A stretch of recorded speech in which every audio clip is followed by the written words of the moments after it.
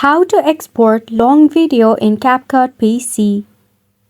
Hey there, welcome back to the channel, and let's get right into this tutorial. Start off by launching your CapCut application in your device. Then, select on the project or the video you wish to export. At the top, click on the Export button. First and foremost, rename the file. Then, select on the location in which you want to save your file. Now the main option is the video format. Make sure you select the resolution, bitrate, codec, format and the frame rate, which is very important.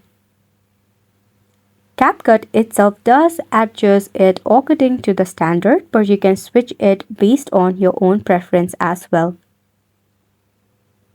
Once you have done with all of the settings, you can click on the Export button. And right over here at the bottom, you will see the duration and the file size. Once you hit on the Export button, the file will be located in the destination that you selected. So this is how easily you can export your long video in CapCut. This sums up the tutorial as well. Thank you so much for tuning in.